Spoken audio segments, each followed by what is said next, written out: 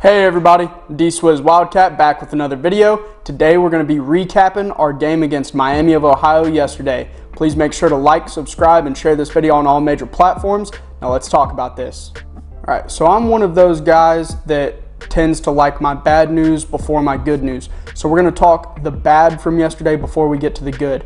The bad was the offensive line did not mesh well together at all. I fully believe we have the talent and size there, but for some reason, I don't know if it was Kenneth Horsey missing from the lineup yesterday due to his injury, but him and but David Wohlabaugh and Jagger Burton were letting everything through, whether it be missed assignments, not passing over the right people during stunts because they were moving their linebackers and defensive ends like crazy yesterday.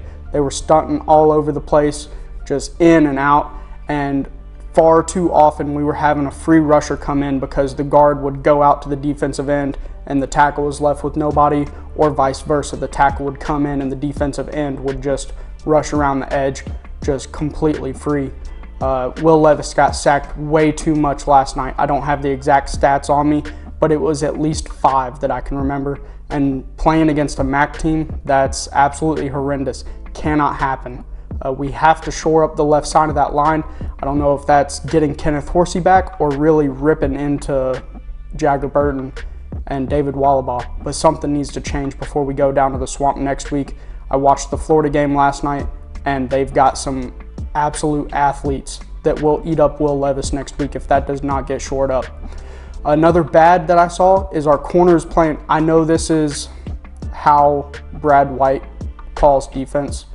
He always does it. We play a bend but don't break type of defense, but our corners were just way too far off the ball. Far too often these quick outs or these little hitches were just wide open with nobody near them. On the flip side of that though, we were not giving up anything deep. Brett Gabbert threw the ball almost 30 times and he only finished with like 160 yards. So all in all, their offense wasn't getting a whole lot going. But still, if you play against a Mississippi State or somebody that will eat those dink and dunks all night, you'll get tore up. So hopefully we scheme better for those pass-heavy type teams. Another bad that I saw was our offensive line running those wide zone plays. There was way too much penetration on those plays. I remember a few times where Kavosiey Smoke he was getting met 2 yards deep in the backfield on those wide zone plays. McLean got hurt yesterday. Not sure how serious that is. We'll wait for an injury report, but he was down on the ground for a good while clutching his left knee. So maybe losing some depth in that running back room. Other than that, Kavosiey Smoke did look consistent. On average, he was hitting about those 4 to 5 yard runs, which is better than he's been doing. He's usually more of a boom or bust type guy, but yesterday he was more of that consistent back.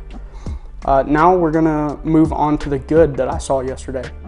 The first thing I want to talk about is our wide receivers. They looked great. I know a lot of people were worried about Wan'Dale Robinson, but the second Robinson, Tavion, picked up like he never even left.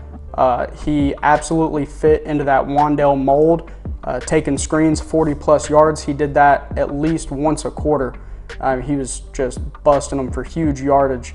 Our offensive line did look good on those screens that we were running. They were getting downfield, laying blocks, so that was nice to see. Some really athletic linemen. Our tight ends looked really good, except for that one drop that Isaiah Cummings had, but you're going to get drops. You can't completely eliminate them from an offense, but that one did hurt. Dane Key and Barian Brown both looked extremely good yesterday. Dane Key especially was making huge contested catches. Dudes draped all over his back, right in his face. His touchdown in the front corner of the end zone, I don't even think he could see the ball. The defender was right there beside him, and I'm pretty sure the ball was thrown so hard that it went through the defender's hands into Dane Key's hand and it still had so much velocity that he was seen icing his hand after on the sideline. Will Levis looked very accurate when he had time in the pocket. Just see the touchdown play that I just talked about a second ago. But yeah, the passing game as a whole, when Will Levis had time, looked amazing. I thought Rich Scangarillo schemed a good game. I'd like to see maybe some more 12 personnel, 2 tight end sets to help with that pass protection.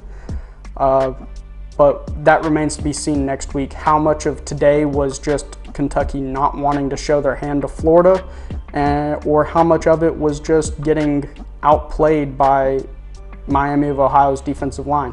I don't know. That'll remain to be seen next week. But overall, there's a lot of good to take from today. Our special teams played amazing.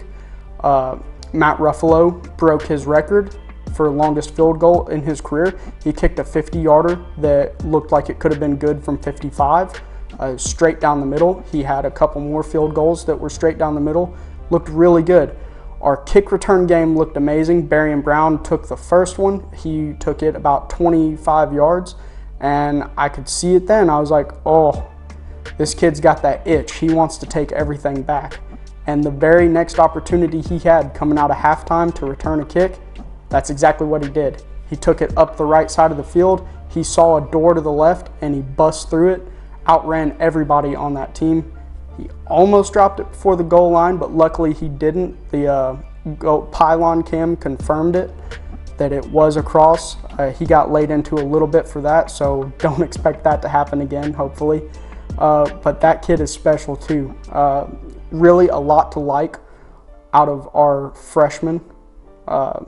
Jordan Dingle also caught a big pass. He had some screens go his way that he took for quite a chunk of yards. Really good stuff coming down the pipeline as far as our underclassmen are concerned. As far as my prediction went, I predicted 45-14, and I wasn't far off. You know, throw one more touchdown on the board, it would have been right there. I did not expect their defensive line to get as much penetration as they had. So that would account for the one less touchdown than I predicted.